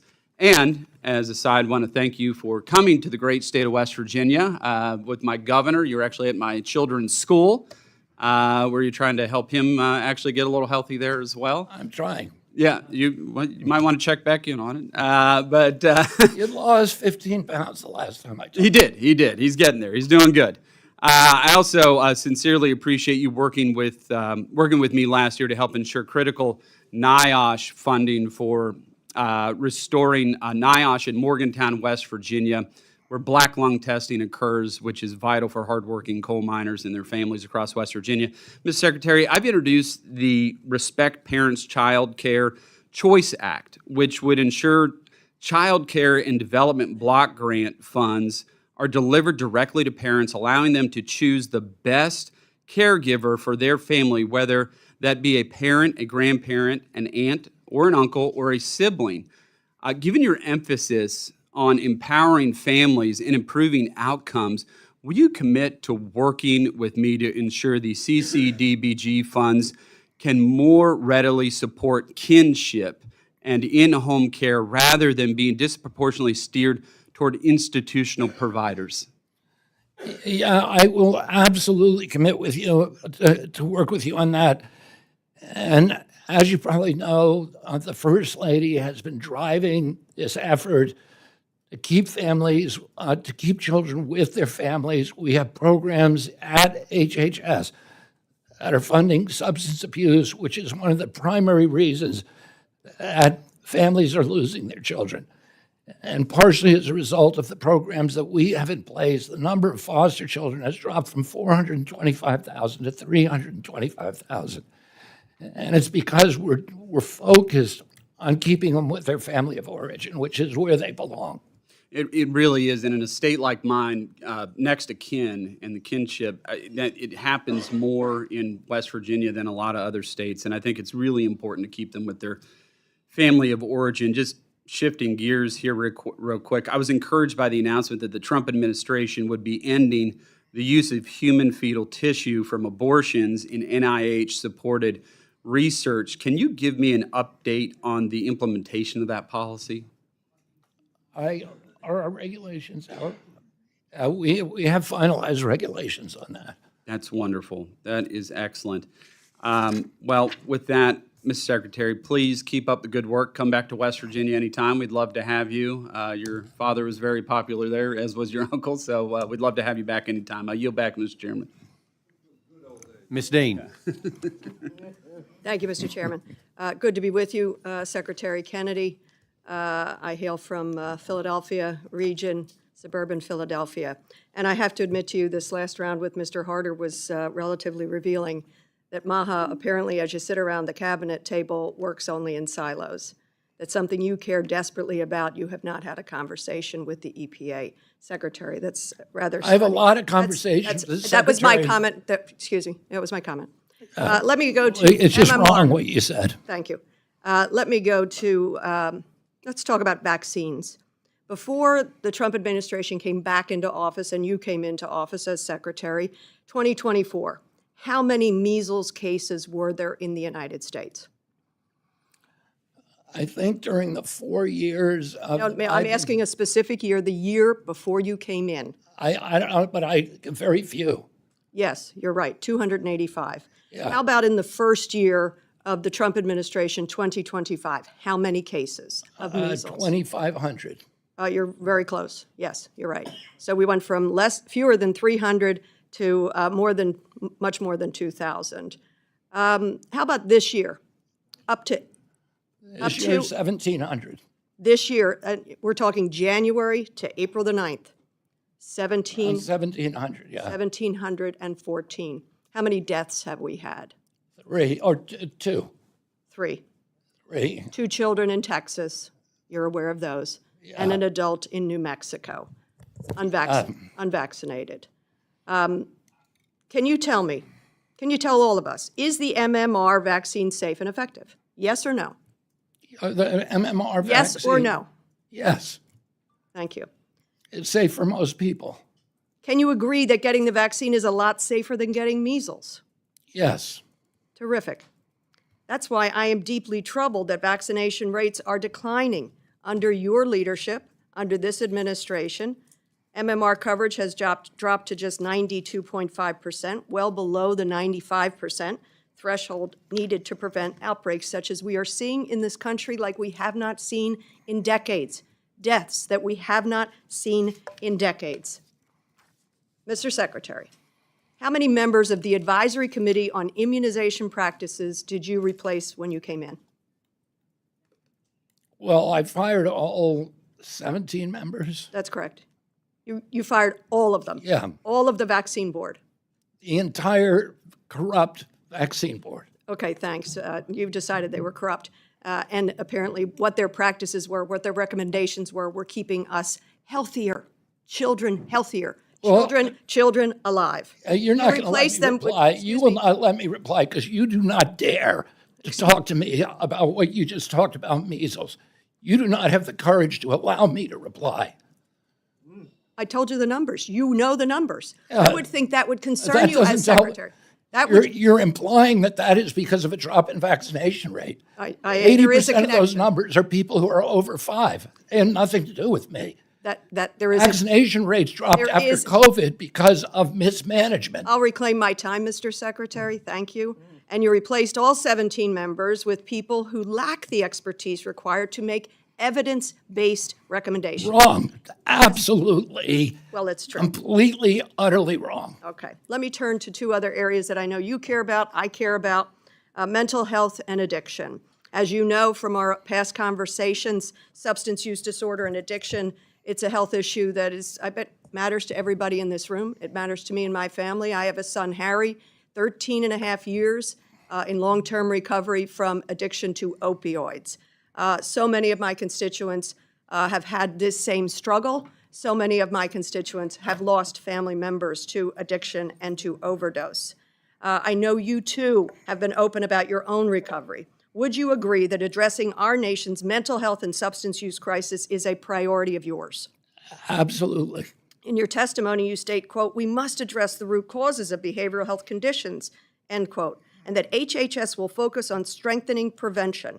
Secretary Kennedy, you stand by that testimony? Yes. Thank you. Did you recommend cutting $261 million from SAMHSA's Center for Substance Abuse Prevention, yes or no? We didn't cut that money. Have you read your budget? Have you read your budget proposal? For this year? For this year. And we could talk about SAMHSA before, but for this year, did you read your budget proposal? I thought you were talking about another issue. Okay. You've cut SAMHSA. But we've also elsewhere Cutting increased. SAMHSA. Am I right? You're cutting Dramatically, SAMHSA. we've dramatically Yes or no? increased our investment in addiction elsewhere. That is actually not true. That is seriously not true. And that's why we have to have these budget hearings and you have to come in knowing what your budget request was. I have read the budget and your testimony. You state in your testimony that AHA, I'm not sure that acronym, but AHA, will focus on high-impact priority areas, including mental health. Did you recommend cutting $1.3 billion from the Center for Mental Health? $1.3 billion cut in your budget. I think that's the proposal. Okay, you're comfortable with that. Your testimony cites White House MAHA report finding a shortage of behavioral health providers. Do you agree with that finding? Did you recommend cutting $68 million from behavioral health workforce development? I think that's the cut? proposal. That's terrific. And you also propose consolidating substance use and mental health block grants along with state opioid response funding, just as we're finally making some progress. You did not increase the overall funding. You're trying to cut all of these things. In my neck of the appropriations woods, We call that kind of block granting shifting and shafting. We move all of you into one fund of money. We don't give you any more. In fact, we cut a whole lot, and good luck finding your resources. Yeah, we've I ask created you new to programs. programs because the other ones were so lousy. SAMHSA They wasn't. weren't. SAMHSA was a bad program. I guess that's why you cut it earlier this year. I'm happy to entirely. explain why, Congresswoman. Well, let me just finish with, you cut it entirely earlier this year, sending 2,800, I think, notices of grant cancellations, which the administration had to reverse in a matter of a day. What kind of incompetent decision-making is that when lives are at risk? Termination notices went out in SAMHSA, and I reversed them as soon as I found out about it, within 24 hours. Yes, it was a crazed mistake. Thank you very much. Good to see you, Mr. Secretary. You too. I got to tell you, I like the idea that finally someone is questioning how things have been done in this country for 20 years. Because the observation I made, and I don't know if it might have been with you last year, it might have been with the head of the NIH, that the country is clearly sicker now than it was 20 years ago. There's no question, there should be no question in anyone's mind, despite the fact that we spend hundreds and hundreds of billions of dollars on things like, and you know this was one of my pet projects, you know, $10 billion a year on sweetened beverages, on SNAP program, that I'm convinced all that did is lead to higher rates of obesity, higher rates of metabolic disease, higher rates of insulin resistance, and we were spending federal money, and then on the other end, spending federal dollars to treat the people who got the chronic illness because that's what we were allowing them to buy with federal dollars. And we're slowly unraveling that. So thank you very much. You know, with regards to the vaccines, the reason why people are skeptical of vaccines is because what happened during COVID. When I had the CDC director sitting where you were and asked her, well, why did you exactly propose that children should be getting it, like young, healthy children? Oh, well, because otherwise it wouldn't be covered under the free vaccine program. Oh, so it's not for medical reasons, it's because there were some children who wouldn't be covered. So why didn't you come to Congress and just ask us to cover those children if their parents decided they needed the vaccine? But no, for unscientific reasons, they said every healthy child should get it. And most parents figured out that COVID really wasn't dangerous for young, healthy children, despite the fact we made a lot of children get a vaccine. That's where it started. So that's not your responsibility. That's where questioning vaccines started. I do want to just mention, I thank you in the NIH budget that once again you dealt with the issue of indirect costs. Because as you know, large universities shift a lot of cost of doing research over to the federal government through what are much higher indirect costs. And the vary between universities could be as low as 15%, high as 70%. Overhead should be about the same everywhere. And what you're finding is that in some of the universities, especially the wealthier universities, choose not to use their endowments, but instead depend on the federal government indirect cost rate on NIH to fund their research. And I've always said that a much better approach is keep the NIH budget constant, but reduce that indirect cost rate so you can fund more research. And you know, when I've talked to university directors, you know, people high up, they say, well, we can't spend our endowments on that because those endowments are targeted. Well, they're not targeted to research because you're passing the cost on to the federal government. Philanthropists will target that. They can fund those labs. With regard to Medicare Advantage, I just want to bring your attention to the fact that I was a little disappointed that we allowed the insurance companies a little higher increase this year for Medicare Advantage. I understand that there were some areas where they were going to withdraw product, but there is still that problem of abuse of the program by what's called upcoding. You may be aware of it. If not, Dr. Oz, I'm sure. Very much aware of it. Yeah, that upcoding has got to go away. This is totally abusive. You're fixing it. Thank you very much, because this is tens of billions of dollars a year, goes right into the bottom line profits of insurance companies that are making a lot of money and not to delivering health care. We're That's fixing the problem. it. Thank you very much. On nutrition, obviously, we're aligned on that. We really have to think long and hard about how we, you know, the kind of signals we send to people about what you should be eating, what you shouldn't be eating. And I think we got to start with the 22 states that have the SNAP waivers. It might even be more than 22 now. But what I want to ask you is what work are you doing to crack down on the fraud, waste, and abuse in HHS? Because we know that when you have a budget that large, there is going to, and at many different levels, is going to be fraud, waste, and abuse. Can you give us some examples of where you've found it and where you're dealing with it? I mean, we've ended the pay and chase system so that every grant that goes out is monitored before it goes out to make sure that we're not sending it to fraudsters instead of human beings. We're doing we've withdrawn $350 million from, we've withheld from payments to Minnesota to force them to audit and give us receipts. We're doing the same thing in Florida with the deal with the durable medical equipment. Florida is absolutely cooperating with us. Minnesota is not. The same things are happening in New York and Los Angeles. In Los Angeles, we have terminated 500 hospices. Hospices in California, which has more than any in the country, are they're empty, many of them. We were finding an entire hotel filled with hospices almost in every room. And of course, they didn't have any patients, they had fake patients. They were buying patient numbers, or they were going to poor areas of town, giving a flat screen TV that cost them $400, $600, and getting the patient to register for the hospice and then collecting from us $6,000 a month. The odd thing that we were able to see is that the patients never died. Typically, a patient goes to hospice, they die within 18 days. These patients live forever. And they were just billing us month after month after month. And they stole billions and billions of dollars from us, and we're shutting that down. Thank you very much for looking after the taxpayer dollars. Stealing money from people who really need the health care is just immoral. That's all I can tell you. We can extend, Medicaid's supposed to expire in 2033. It goes bankrupt. Just by eliminating the fraud, we extend it for another 5 years. Mr. Fleshman. Thank you, Mr. Chairman. Welcome, Mr. Secretary. I want to, at the outset, thank you for your thoughtful, constructive, and really outstanding participation today. I know you've faced some adversity and the like. I chair the Energy and Water Subcommittee. I'm the cardinal there, and I promise not to ask you any energy questions. But I have a great affinity for this subcommittee, so I'm going to try to limit my questions to relevant topics.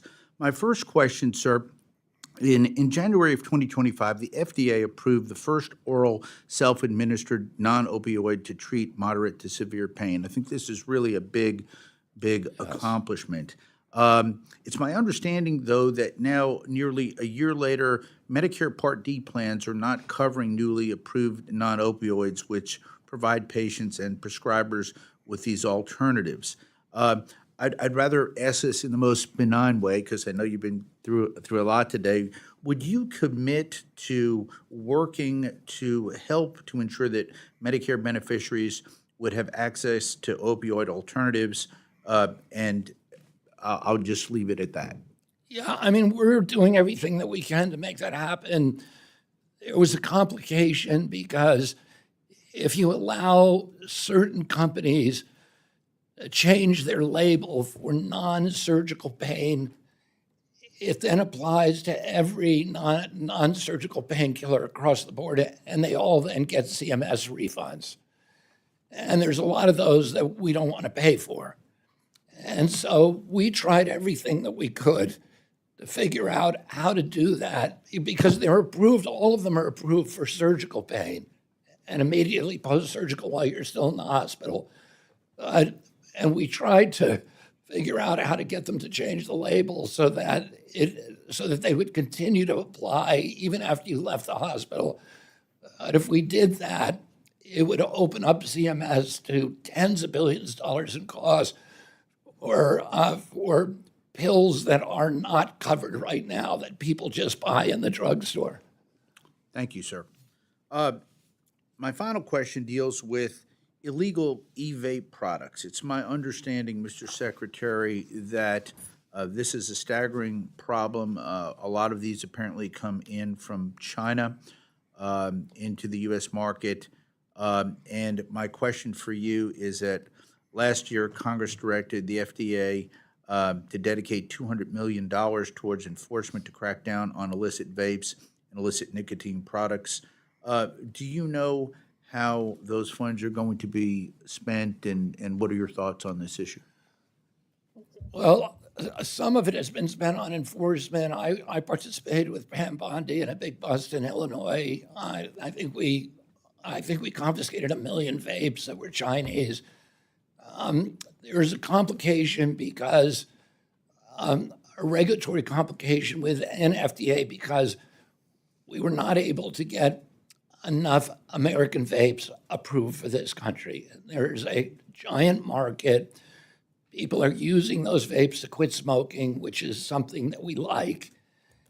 And it was further complicated about whether or not we should allow the companies to make vapes that were designed essentially to attract children, cotton candy, and bubblegum flavors. So which flavors we would approve, menthol, tobacco, versus those, and that got caught up in the regulatory process, and we are doing everything we can now to approve American vapes as quickly as we can, and as soon as we get a few more on the market, we'll be able to do the bust of the Chinese vapes more aggressively. Yes, sir. Well, Mr. Secretary, I began with thanks. Let me conclude with thanks. I appreciate your service in this position and to this administration. Thank you, sir, and I yield back. Thank you, Mr. Fleischer. Well, I think we've had a very good, robust hearing today, and we know we've been going for almost 2.5 hours now. So, and I know the Secretary's had a long day, but I would like to recognize the ranking member for some closing remarks that she'll have, and then I will close. Thank you very much, Mr. Chairman. And just one point, and this follows up on something that Mr. Pocan said earlier, because it had to do with last year's hearing. Because I asked you if you would fully commit to obligating funding that was appropriated, and you said yes in the same way. You said yes to this inquiry by Congressman Pocan. You know, I make an assumption that you would just say yes to do you commit to fully obligating funding appropriated to HHS for fiscal year 2026, and that you would agree to that. I agree to that. Yes, fine. But I just want to say with regard to that, Mr. Secretary, and we passed the Labor HHS appropriations more than 10 weeks ago. Throughout most of the 10 weeks, OMB has prohibited your agencies from awarding funds to carry out their missions. I mean, I have to ask the question, who's in charge? Who's in charge? Family violence prevention grants are not going out. Community service block grants are not going out, and the list the list go on. I understand they have now approved that, but that's quite frankly because of your presence here today. I'm going to just pose these. You don't have to answer them, but I want answers to these. Have all of your agencies received their 2026 funds from OMB? And would you commit to sharing with this committee the spend plans that each of your agencies are required to negotiate with OMB, which are currently now being withheld from the Congress and from this committee? Two important areas that I would hope that could be answered in the affirmative. I will work with your staff on that, Okay. Congresswoman. Okay. Thank you. And if there are agencies who have not been approved, let us know that. We want to let us help you get the money that we have appropriated to go out to people. I said in my opening remarks that the country is suffering from an affordability crisis. The cost of everyday items goes up. I don't believe, and as I said, that there isn't anything being done by the administration to address this issue. As a matter of fact, calling it a hoax.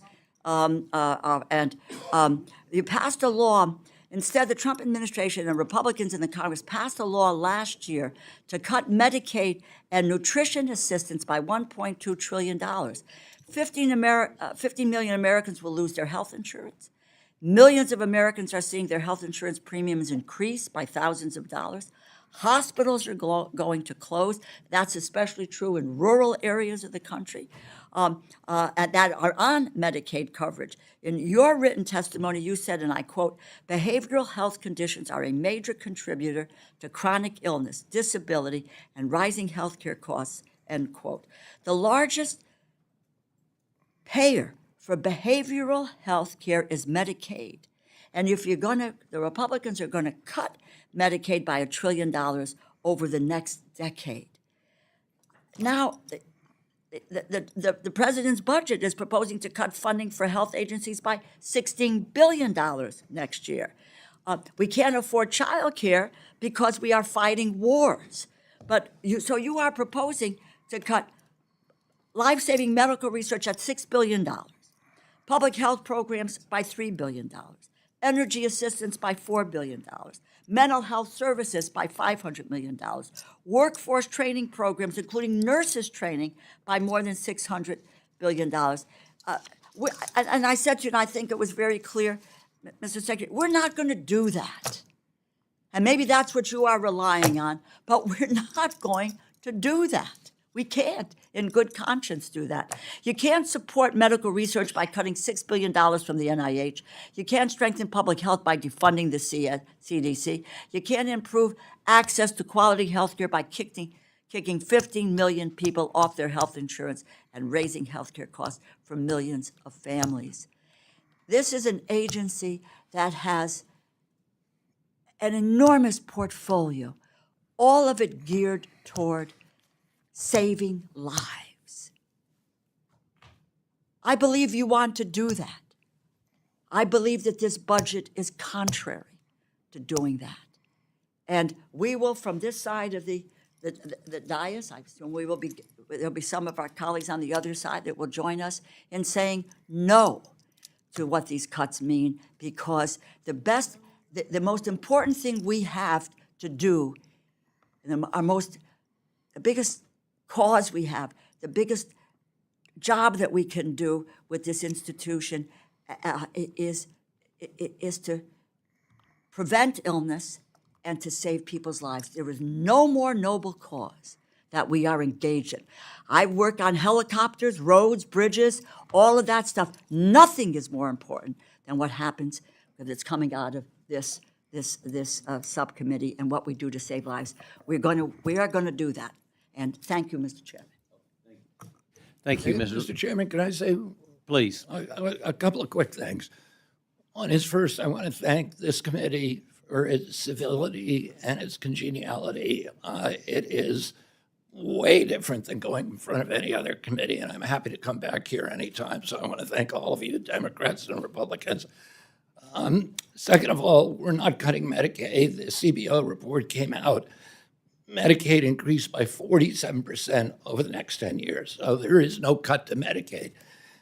And number three, it's easy to demonize OMB and Rust vote, but Rust vote is looking out for our country. We have a $39 trillion debt. Each child born in this country is paying $6,600 before they pay a single health bill, $25,000 for a family of four. Russ is trying to make sure that these programs are alive for future generations, and that's what the president wants. So I just want to mention that. Yeah, well, Cut the $4.5 billion thank you, Miss. that's going to the Thank- richest people in the country. Thank you, and Mr. the Secretary. No tax on My time, tips. my time. No tax on Social Security. Those aren't for Let me rich just people. say, vote wants to Mr. accumulate power for himself. Secretary, I will say thank you for your compliments on our committee, our subcommittee here. And there was a common theme, I think, up and down the aisle, that everyone agreed with you on so many issues. Maybe not 100%, but I go to some hearings and when some of my colleagues on the other side of the aisle, they don't agree with anything. So you were given a lot of compliments here today, but thank you. I know it's been a long day for you, and thank you for your time here. But just in closing, I do want to mention, of course, I mentioned the Milford-Fristone issue, and I understand you're not allowed to speak to that right now because of the litigation.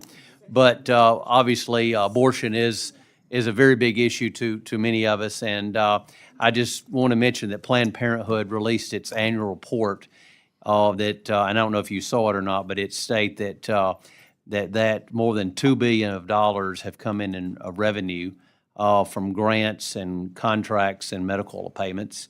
And it's one of the largest abortion providers in the United States. Planned Parenthood uses its resources to pursue a very radical left-wing agenda. And I would just ask you to look into this, and as they address this, and how you can deal with that. And then, in closing, again, rural health is very near and dear to many on this issue, on this dais and across the board, and Democrat and Republican. So, I know that the wage index is a tricky matter and how you deal with it, but I would ask you to look at some options that in your existing authority and what y'all could do to address these persistent inequities for rural areas and where they're low wage states. So it would be, I think this would be something that Democrats and Republicans would very much appreciate you looking at what your authority is in that regard. So with that, thank you for being here today, and we look forward to working with you and seeing you back in Alabama and back in Winston County. Thank you. All right, bye-bye.